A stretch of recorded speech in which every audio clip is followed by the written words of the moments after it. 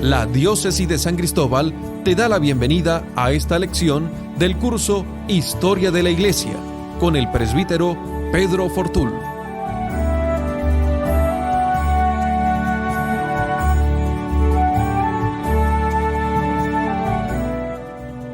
saludo a todas las personas que han iniciado el curso de Historia de la Iglesia organizado por la Diócesis de San Cristóbal, una iniciativa de Monseñor Mario Moronta y también de parte de la Oficina de Prensa de la Diócesis de San Cristóbal. Estamos en esta tercera lección, después de haber tenido una sesión introductoria y una sesión dedicada a reflexionar en torno a la figura histórica de Jesucristo. Hoy nos encontramos nuevamente para continuar en el progresivo estudio de esta primera etapa de la historia de la Iglesia en la antigüedad, en esta tercera lección. Un saludo a todas las personas que se han inscrito y que han tomado su tiempo, están sacando también su lugar para poder participar de esta bonita iniciativa que tiene la finalidad de formar, tiene la finalidad también de evangelizar y también la idea y la iniciativa de poder, en medio de esta situación de pandemia, utilizar los medios de comunicación para llevar adelante la tarea de evangelización. Recordar las posibilidades de este curso. Es un curso de historia de la Iglesia antigua. Serán 25 lecciones que nosotros estaremos realizando, cada una dividida en 3 secciones aproximadamente de 15 minutos, un poco para facilitar. Algunas se extenderá más, alguna será un poco más corta, pero hemos decidido estructurarla así también un poco para facilitar el seguimiento de la clase, el seguimiento de la lección y poder dar también ciertos descansos para poder digerir, para poder permitir que todo aquello que vamos compartiendo, que vamos escuchando, pueda ser digerido, pueda ser comprendido, pueda ser visto con un mayor detenimiento y con una mayor serenidad. Recordemos también que existe la posibilidad de enviar sus interrogantes, sus preguntas a través del correo electrónico historiadeliglesia curso1@gmail.com, y desde allí estará el equipo logístico que está ayudando a coordinar esta iniciativa, recogiendo todas sus inquietudes, recogiendo todas sus preguntas, sus cuestionamientos, y trataremos en su debido momento de ir respondiendo aquellas preguntas que cada uno de ustedes a través de este correo electrónico historia de la iglesia, todo pegado, a historia de la iglesia curso1@gmail.com, pues nos enviarán, nos harán llegar. También recordar que estamos presentes en el canal de YouTube de la Diócesis de San Cristóbal.be y también por Radio Natividad, la emisora católica del Táchira, en un horario de 10 de la mañana y una segunda edición a las 9 de la noche.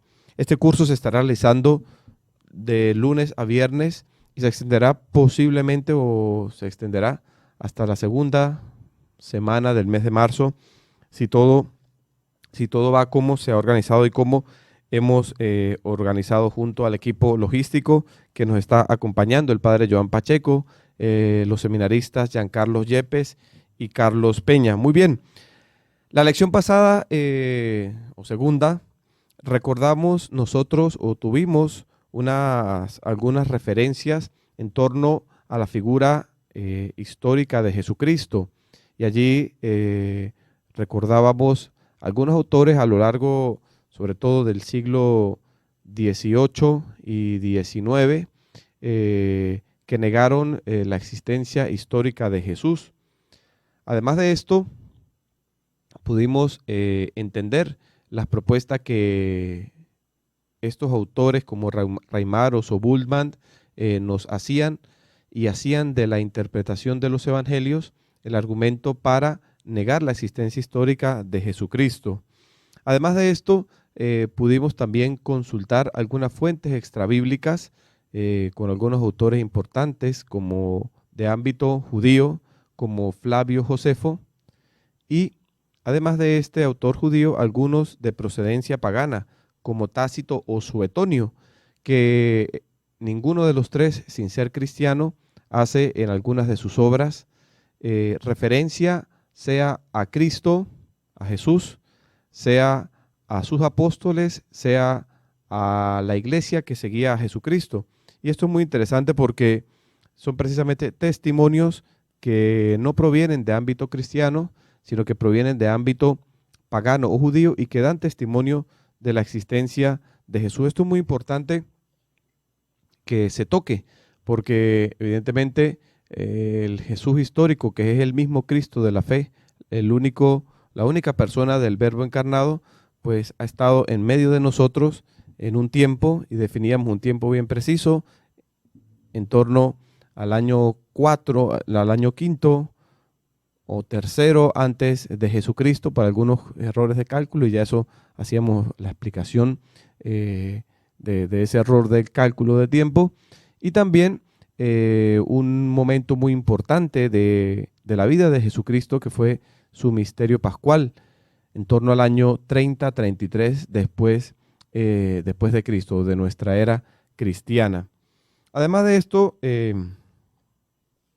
nos interesó también reflexionar sobre el género literario evangelio, y dimos nosotros algunas características que nos ayudan a interpretar, y una de las cosas que recordábamos es que los evangelios no son una biografía de Jesucristo en sentido estricto como lo comprendemos en la definición moderna del término biografía, ni tampoco pretendió ser una biografía como existieron también en las épocas o en la época contemporánea a Jesús, biografías en torno a la vida de los césares, que eran los que gobernaban el Imperio Romano, o biografías en torno a otros personajes importantes de la época clásica. No, sino que los evangelios vienen a ser la transmisión teológica, es verdad, los evangelistas que nos quieren llevar a tener y a que nuestra fe en Cristo crezca, y varios de ellos, si no todos, lo dejan muy claro en la intencionalidad con la cual escriben y desarrollan su texto evangélico. Y además de eso tenemos que recordar que el evangelio recoge la predicación apostólica, pero también tenemos que decir que encontramos datos bien precisos, cronológicos y topográficos que nos hacen referencia a Jesús. Podemos nosotros hablar de personajes que existieron en un determinado momento de la historia de la humanidad y en un determinado lugar del mundo. Pensemos a Poncio Pilato, pensemos a Herodes, pensemos a Tiberio, pensemos nosotros también a nombres de pueblos que todavía hoy es posible visitar: Nazaret, otras ciudades de Galilea, el mar de Tiberíades, también ciertas ciudades importantísimas donde se desarrollaron los misterios más importantes de nuestra fe, pero que allí acontecieron, que es el misterio del nacimiento del Hijo de Dios. Belén, Judá, al sur de Tierra Santa, de Palestina. Jerusalén, el Monte de los Olivos, el lugar del Monte Tabor. Es decir, los evangelios no solamente nos muestran los elementos para que creamos en Cristo y perseveremos en la fe en Cristo, que es el Salvador, sino que también nos ofrecen estos datos importantes que circunscriben a la persona del Jesús, que es el mismo Cristo, el Jesús histórico y el Cristo de la fe. Lo circunscriben dentro de un momento bien específico de la historia de la humanidad, que San Pablo, con un lenguaje teológico, explicará como, o lo definirá como, la plenitud de los tiempos, la plenitud de los tiempos. Muy bien. Después de esto, después de tener este punto de partida bien claro, Jesús sí existió, hay suficientes elementos extrabíblicos, testimonios extrabíblicos, además de testimonios extrabíblicos también textos que forman parte del Nuevo Testamento y de la literatura cristiana, que dan la certeza de que Jesús existió y que tumban la teoría de todos estos hombres, como Reimaros, Bultmann, entre otros, que negaban la existencia de Jesús. Bien, después de esto, para nosotros es más fácil entonces comenzar a estudiar y a entrar en el contexto histórico en el que vivió este Jesús. Si decimos que Jesús no existió, es inútil que estemos nosotros a pensar y a reflexionar en torno al contexto en el que él vivió y en el contexto en el que nació su iglesia. Lo decíamos en la primera lección, la iglesia es de Cristo. Y esto es muy importante cuando reflexionábamos sobre la naturaleza de la iglesia. La iglesia es de Cristo, una realidad humana y también una realidad divina en la que se encuentra el Espíritu Santo, asistida por el Espíritu Santo, y en la misma iglesia se hace presente el misterio salvífico de Cristo. ¿Dónde nació esta iglesia? ¿En qué circunstancia nació la iglesia? ¿Qué contexto histórico tuvo?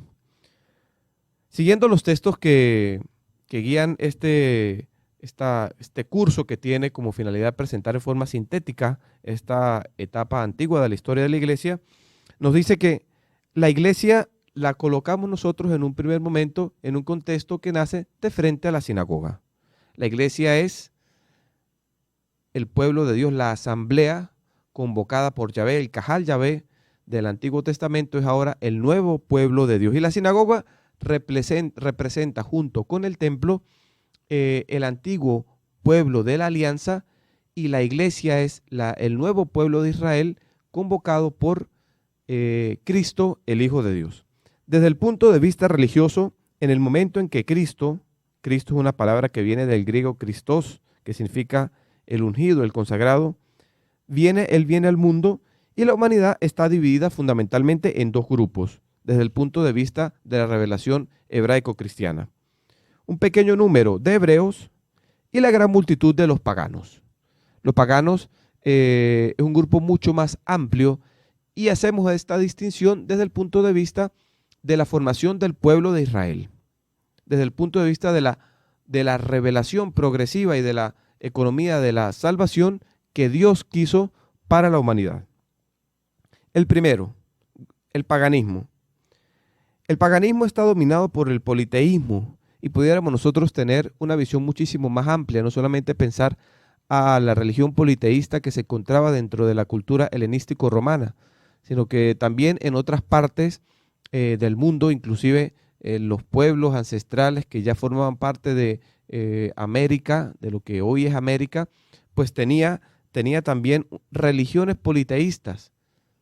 Es decir, el hombre que busca la trascendencia y que busca en medio de las cosas, en el preguntarse el porqué y el origen de las cosas, busca la respuesta en un dios o en muchos dioses. El politeísmo va a tener esta característica, diferencia del judaísmo o del ambiente hebraico, que va a ser fuertemente, y una característica principal va a ser monoteísta. El politeísmo tenía la idolatría y la superstición, es decir, la ausencia de una verdadera fe en el Ser Supremo y el abandono del recto culto hacia la divinidad. No falta la conciencia de la culpa, es decir, ellos se sentían también culpables del mal. Y tampoco falta la esperanza de un libertador, especialmente en los espíritus más nobles. El poeta latino Pluvio Virgilio Marón, que vivió entre el año 70 y 19 a.C., anuncia, por ejemplo, el inminente nacimiento de un niño que traerá a los hombres una era de paz y una edad de oro. El mundo dividido en dos realidades desde el punto de vista de la revelación. Un mundo pagano, politeísta, idólatra, pero que sentía la presencia del mal en él, y encontramos a espíritus nobles que reflexionan sobre la virtud, sobre el único ser supremo. En medio de las religiones politeístas encontramos, por ejemplo, a los rectos pensadores de la época clásica, un gran ejemplo Aristóteles, que vienen desde la razón, vienen a progresar en el pensamiento humano y concluir en la idea de un único ser, origen de todas las cosas, y hablar de la virtud. Y en medio de ese mundo pagano vemos cómo se realiza lo que más adelante estudiaremos en uno de los primeros padres de la iglesia apologista. San Justino va a decir que conforme en el pueblo de Israel se fue concretizando la revelación del único y Dios verdadero a través también de los profetas y de la ley, aquellos que no pertenecían al pueblo de Israel, pues también el logos, la palabra, Dios lo fue preparando para que en su debido momento pudieran recibir y acoger el mensaje del Evangelio. Nos detenemos en este punto y vamos a un breve descanso y retomaremos dentro de algún momento esta lección que está dedicada al contexto y al nacimiento en el que nace la Iglesia de Cristo.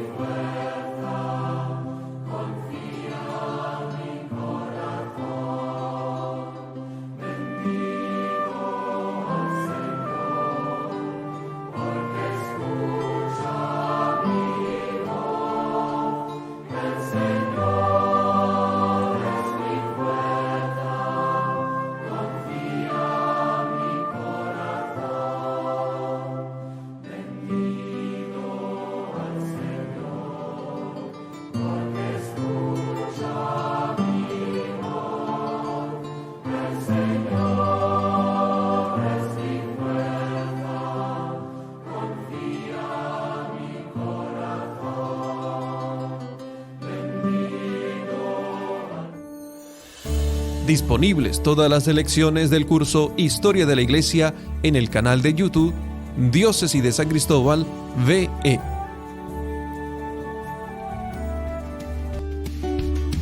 Regresamos nuevamente en esta segunda sección de esta tercera lección sobre la historia de la Iglesia antigua. Y después de haber visto la gran división en la que podíamos, o la gran clasificación que podemos hacer del contexto histórico en el que nace la Iglesia, y haber expuesto brevemente y las ideas principales del primer ámbito, que es el ámbito pagano, nos introducimos ahora en el mundo hebraico. En este mundo hebraico, que sería el segundo ámbito o la segunda clasificación en la que está dividido el mundo en el momento en que nace la Iglesia, domina el monoteísmo. En el paganismo dominaba el politeísmo. En el mundo hebraico, el monoteísmo, el Dios de Abraham, el Dios de Isaac, el Dios de Jacob, el Dios que se había revelado a nuestros padres, el único Dios, Yahvé, y que luego se manifiesta también en el Sinaí y acompaña a su pueblo en todos esos 2 milenios prácticamente que cubren la historia de Israel desde Abraham hasta el nacimiento de Cristo. Se da esta fuerte reflexión en torno a un único Dios. Y esto es muy importante, también desde el punto de vista del pensamiento. Una religión monoteísta es muchísimo más profunda, o los pensadores ya coinciden en que es más auténtica. Hoy es difícil pensar a una religión politeísta, ¿no? La misma capacidad humana, el razonamiento humano, ha llegado a intuir y ha llegado a descubrir la necesidad de un único Dios, creador, principio de todas las cosas. En el mundo hebraico domina este monoteísmo, y pues tenemos que afirmar una cosa de manera categórica: las religiones monoteístas se encuentran por encima de las religiones politeístas que aún pueden permanecer en nuestro mundo. Este monoteísmo implica la fe en el único y Dios verdadero. Pero también en este mundo hebraico, la vida religiosa y la moral conocen grandes debilidades. Por ejemplo, la posibilidad también fácil del divorcio. Recordemos que en el Evangelio y del Evangelio aprendemos que vienen y le preguntan a Jesús en distintas circunstancias si es lícito abandonar o no a la mujer, ¿no? Vemos cómo si bien es el pueblo de Israel, el pueblo de los patriarcas, el pueblo de Jacob, aún hay una imperfección en esa revelación veterotestamentaria que va a venir a ser completada por las palabras de Cristo en el Nuevo Testamento. El pueblo seguía la sed político-religiosa de los fariseos y de los saduceos. Los fariseos, fariseo viene del aramaico peresín y significa los separados. Los fariseos los que estaban separados porque eran como más santos, ¿no? Más sacros. Constituían el partido religioso nacionalista del pueblo de Israel. Estos interpretan al pie de la letra la ley y las tradiciones. Practican la circuncisión. Recordemos que la circuncisión es ese elemento físico corpóreo por el cual se distinguían aquellos que pertenecen o se distinguen aquellos que pertenecen al pueblo de los patriarcas, al pueblo de la alianza. Observaban el sábado y además de esto hacían sacrificios y celebraban el culto. Ellos están dominados por el formalismo y por la hipocresía. Y Jesús los define como sepulcros blanqueados. Los saduceos, viene del nombre Sadoc, sumo pontífice del hebreo, en el templo de Salomón, representan una corriente un poco pervertida y de personas incrédulas. Niegan la espiritualidad del alma y la resurrección de los cuerpos. Recordemos que esta circunstancia histórica Jesús la enfrenta cuando le preguntan si hay o no resurrección de los muertos. Porque dentro del mismo pueblo de Israel, estas dos sectas discutían. Los fariseos no la negaban, pero los saduceos sí negaban la resurrección de los cuerpos y la espiritualidad del alma. Los saduceos son materialistas y libres pensadores. Pertenecen a la clase de los ricos y de los dignatarios. Son mal vistos por el pueblo por su tipo de irreligiosidad. Tenía una vida irreligiosa.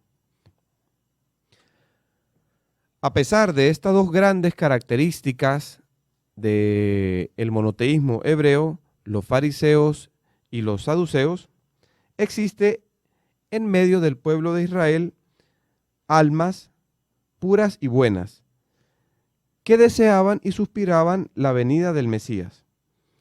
Tenemos que recordar a este punto necesariamente dos personajes que hace algún tiempo, en el tiempo de la Navidad, pudimos nosotros recordar como Ana y Simón, que esperaban el nacimiento del Redentor. Cuando presentan a Cristo serán las palabras de Simeón: ahora, Señor, puedes dejar a tu siervo irse en paz, porque mis ojos han visto a tu Salvador.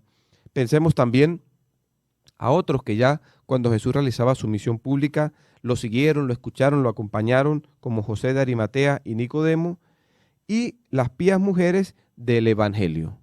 Es decir, dentro del pueblo de Israel, dentro del contexto hebraico que tenía la expectativa mesiánica, estaban almas puras, buenas y pías que deseaban la llegada de el Salvador.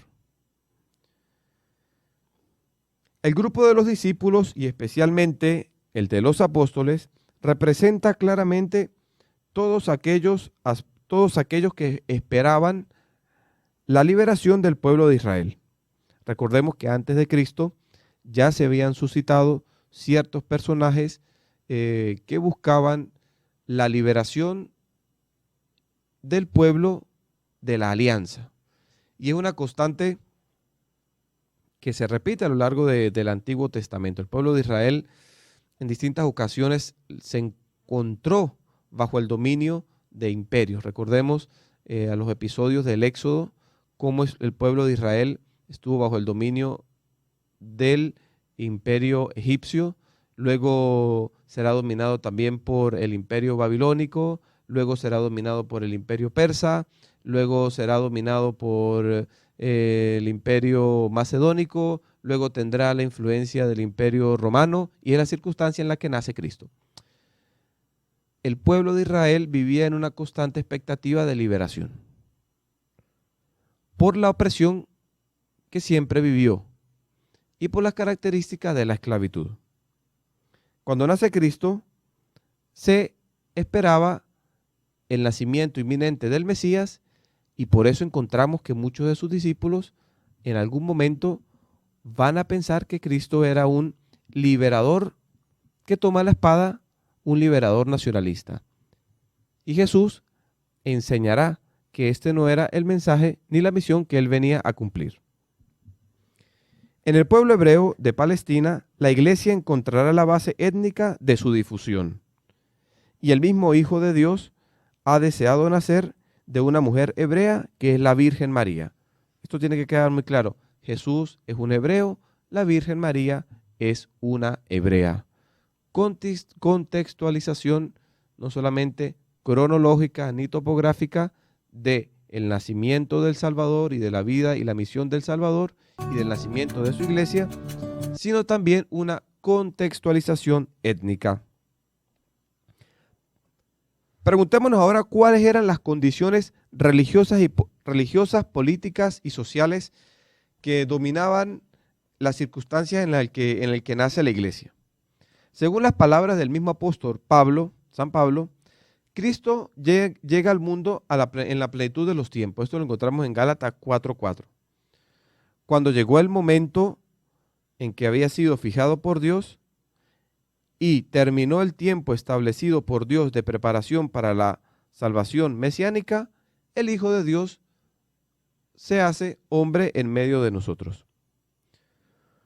Con otra fórmula análoga, San Pablo afirma que el designio de Dios se realiza en la plenitud de los tiempos. Esto lo encontramos en la carta de los Efesios a los Efesios, capítulo 1, versículo 10.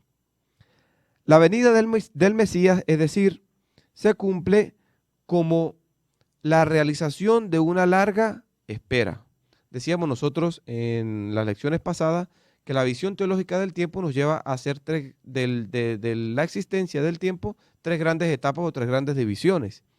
Una etapa que va desde la creación, o mejor, desde aquello que Génesis 3:15, después del pecado original, nos muestra que es la promesa de enviar un Mesías, un Salvador. Ese periodo que inicia y que se caracteriza como una etapa de expectativa mesiánica, una etapa de esperanza, tiene luego su cumplimiento en los años en que el Hijo de Dios se encarna, nace de la Virgen, vive, predica, muere, resucita y sube al cielo. Una segunda etapa, que es la etapa del cumplimiento, y una tercera etapa, que es la que vivimos y que se extiende desde el día de Pentecostés hasta la parusía, la segunda venida de Cristo al mundo, con la que se concluye la historia, el tiempo, y es la etapa que la iglesia clama Maranatá. Muy bien.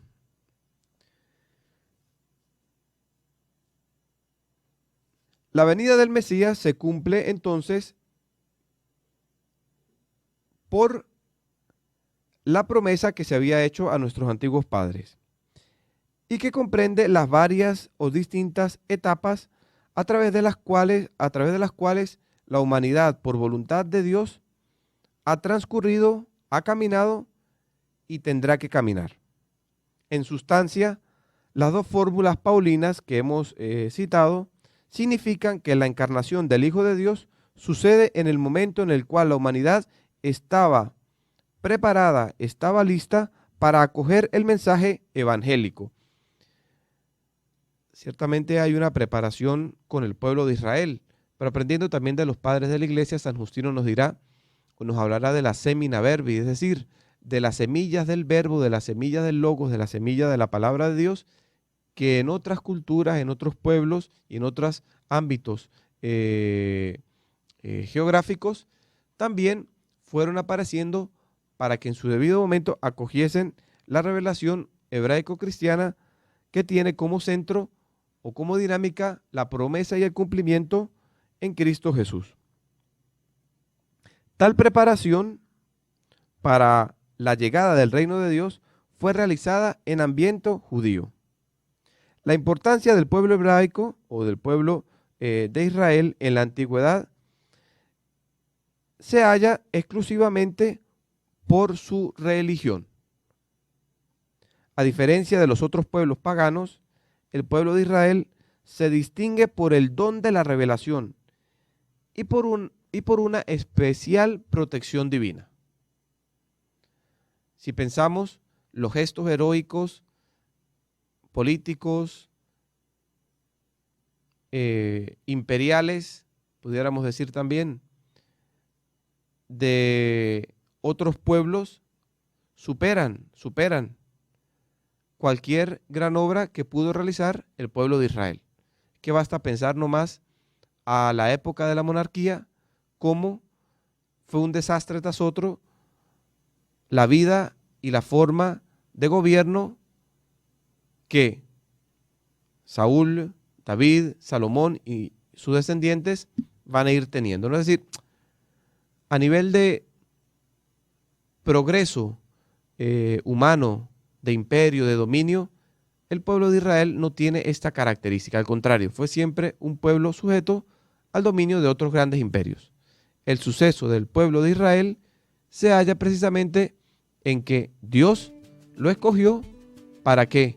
Para revelarse a través de esa historia y para que en su seno naciera su hijo. Nos detenemos algunos minutos y en breves instantes retomamos esta tercera sección de la tercera lección de Historia de la Iglesia Antigua. Muchas gracias.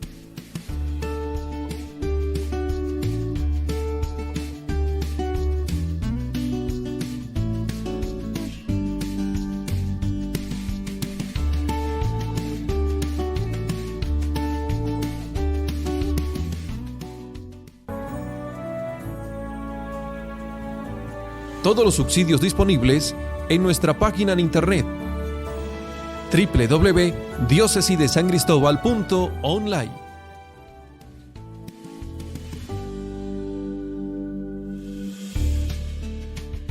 Retomamos esta última sección de la tercera lección de Historia de la Iglesia, en la que estamos contextualizando el nacimiento de la Iglesia, el contexto histórico, político, el carácter de los pueblos, la clasificación y el aporte de cada uno de los ambientes pagano y hebraico que sirvieron para acoger la plenitud de los tiempos. Bien, tenemos nosotros que decir que el monoteísmo hebraico, que es el que sobre el cual hemos venido reflexionando, tiene esta conciencia de la promesa del Mesías y de la sagrada alianza que ha acompañado la historia y el desenvolvimiento de la vida de este tiempo de este pueblo en medio del tiempo y las distintas dificultades y vicisitudes de carácter político.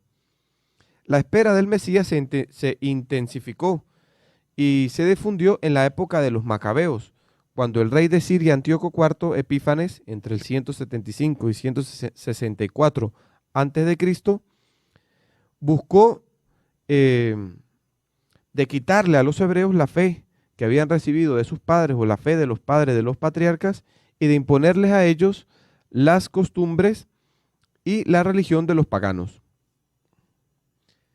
En el año 63 a.C., Pompeo Magno conquistó Jerusalén y redujo Palestina a una colonia romana. Bajo esta dominación, el pueblo hebreo permaneció o recibió gran consuelo de parte del ideal del cumplimiento de la espera mesiánica, aunque si bien la expectativa mesiánica que tenía el pueblo era un liberador de carácter político y nacional. Se esperaba de hecho un liberador de Israel que liberara al pueblo del dominio extranjero y de la restauración de la antigua potencia temporal o del poder temporal de este pueblo. Se agrega que a esta expectativa lo reforzaba precisamente la experiencia que habían tenido durante el cautiverio asirio, el 722 a.C., el exilio en Babilonia. Todas estas cosas hizo que el pueblo de Israel, todos estos avatares de la historia hizo que el pueblo de Israel se disgregara y que no ocuparan exclusivamente el territorio de Palestina, sino que estuvieran ya dispersos por distintas partes del norte de África y también por otras zonas del continente europeo. Surge entonces lo que llamamos la diáspora, que son miembros del pueblo de Israel que viven en ciudades paganas. Esta categoría es importante tenerla, entenderla, así como existen también los prosélitos, que eran los paganos que se habían convertido a la religión, al menos habían pasado a la religión del pueblo de Israel. La diáspora, con su trabajo y su actitud al comercio, se propagó en todas las direcciones de lo que en ese tiempo pudiéramos llamar el territorio que ocupó el Imperio Romano. Por ejemplo, en Egipto se formó una fuerte colonia hebrea y en Alejandría aparece en el siglo III o II antes de Cristo la famosa traducción de los 70 o la Septuaginta, que es la traducción del texto hebreo a la lengua griega y que es la traducción griega más antigua del Antiguo Testamento. Los hebreos de la diáspora se sentían una comunidad unida. Estaban segregadas en muchos pueblos y en distintas regiones. Tenían sus propias sinagogas y aquí quisiera hacer una distinción. Recordemos que las sinagogas eran los lugares no de culto. El lugar de culto y de sacrificios era el templo, y el único templo del pueblo de Israel se encontraba en Jerusalén. La sinagoga es el lugar donde se escuchaba la lectura de la Torá, la ley, donde se escuchaba los nabim, es decir, los profetas, y los ketubim, que eran los otros escritos que formaban parte del canon bíblico o del canon hebreo de la Sagrada Escritura. Y allí se reunían con sus costumbres también para interpretar y para enseñar a la luz de la ley y de los profetas, y además de esto eran lugares de congregación de los judíos. Ellos tenían sus propias sinagogas en estos pueblos que eran de ámbito pagano y tenían un cierto contacto con el pueblo, con el templo de Jerusalén. Además de esto, pagaban cada año los impuestos al templo, visitaban regularmente Jerusalén en ocasión de las grandes fiestas, como lo dicen los evangelios, y ofrecían allí los sacrificios que le correspondía por la ley. Aún así, los judíos o los hebreos que formaban parte de la diáspora no podían sustraerse del influjo del mundo circunstante en el cual estaban insertados. Es decir, la influencia que recibía un hebreo que vivía en Alejandría o que vivía en cualquier otra parte marcaba su vida. Necesariamente la influencia de la cultura, de la lengua, de las ideas. Lo que sí nunca influyó fueron las religiones paganas sobre la religión que ellos profesaban. Estos se adaptaron entonces al helenismo en la lengua, es decir, al griego, y en las costumbres también las fueron asumiendo algunas costumbres que eran permitidas por su realidad de ser judío, y además entraron en relación con la filosofía griega. A su vez, a pesar de la disgregación, los hebreos ejercitaron un notable influjo religioso en el mundo pagano. Su concepto de Dios y la superior moralidad de vida que estos llevaban los hicieron hombres dignos de fe. Sí, tenemos que afirmar que pocos fueron los griegos y los romanos que entraron en la comunidad de los hebreos. Muchos fueron, en cambio, aquellos que aceptaron el monoteísmo y la observancia de determinados preceptos, como la fiesta del sábado, las normas en torno a la comida y demás. En medio a estos hombres que eran temerosos de Dios, eso lo encontramos en los hechos de los testimonio de esto encontramos en los hechos de los apóstoles, como en el capítulo 10, versículo 2 o el capítulo 13, versículo 50.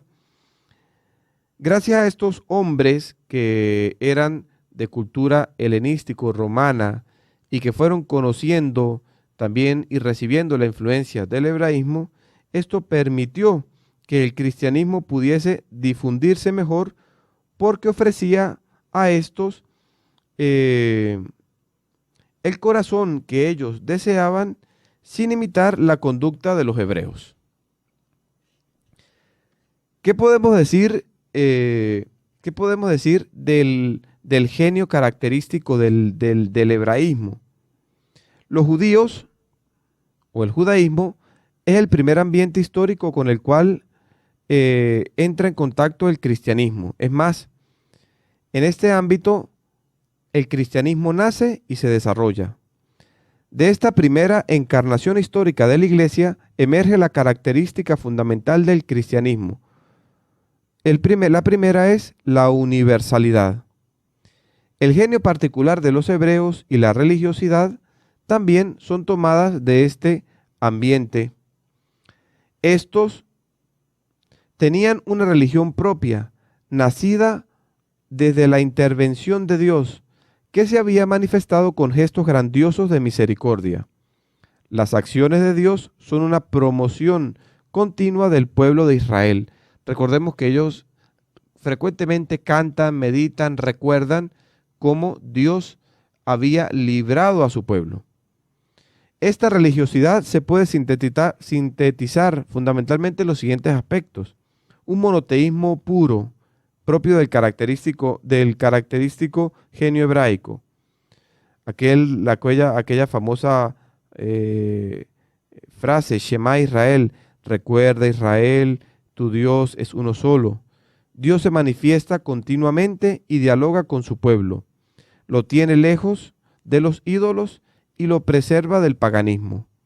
Otra característica del genio hebraico es la promoción continua hacia una religión siempre más espiritual, a través de los profetas y de sus reclamos y de los grandes personajes que fueron apareciendo en el Antiguo Testamento y que son una prefiguración del Mesías, como Moisés, el antiguo legislador, como Abraham, nuestro padre en la fe, y como Jacob, el padre del pueblo de Israel. Jacob va a ser aquel a quien se le cambia el nombre por Israel, del cual toma el nombre el pueblo. Una unión estrecha con la ley es otra característica del genio del hebraísmo. La ley para ellos es una verdad de creer y unos preceptos de observar, recogidos en los libros sagrados y en la esperanza mesiánica, en la expectativa y en la esperanza de recibir a un enviado de Dios que habría debido o que tendría que cumplir o realizar una liberación y una restauración del orden temporal o del orden religioso. Habían distintas interpretaciones. Y finalmente, la esperanza de la salvación. Sobre esto influyó hasta deformarse el contenido del Mesías, ya que esto condicionará la situación política que contribuye a hacer ansiosa esta esperanza de liberación mesiánica y a cualificarla algunos con características simplemente temporales y nacionalísticas. La religiosidad en el mundo hebreo es más rígida en las manifestaciones, por parte de los hebreos que viven en Palestina, que en cambio de aquellos que viven en la diáspora y que estaban esparcidos en torno a la cuenca del Mediterráneo. Con el fenómeno de la diáspora se suscita la situación de los prosélitos, que eran paganos que aceptaban integralmente el judaísmo y que tenían la esperanza también de la salvación, de la redención de su vida a través de las enseñanzas que llegaba por medio de los profetas. Y finalmente, tenemos nosotros que recordar que el elemento principal y característico de los hebreos de la diáspora es la apertura mental debida a los contactos sociales y económicos con otros pueblos. De frente a esto, el cristianismo se desarrollará en forma de disponibilidad para acoger el mensaje del reino de Dios. Muy bien, se nos ha culminado el tiempo de esta tercera lección y recordar a todas las personas que están siguiendo estas lecciones de historia de la iglesia que de lunes a viernes estaremos encontrándonos a través del canal de la Diócesis de San Cristóbal, el canal de YouTube diócesisdesancristóbal.be, también a través de Radio Natividad en el horario de 9 de la mañana y 10 de la mañana y 9 de la noche, y que pueden también enviar sus inquietudes, sus interrogantes al correo electrónico historia de la iglesia curso1@gmail.com. Muy bien, esperamos que haya sido de su agrado esta tercera lección en la que reflexionábamos sobre el contexto histórico que recibió a Cristo y que por lo tanto será también el contexto histórico en el que Cristo fundará la iglesia, cuya historia estamos estudiando y estamos encontrando a lo largo de estas lecciones. Muchas gracias y que Dios les bendiga. Hasta aquí esta lección de Historia de la Iglesia. Recuerda visitar nuestra web www.diocesisdesancristóbal.online para acceder a todos los recursos.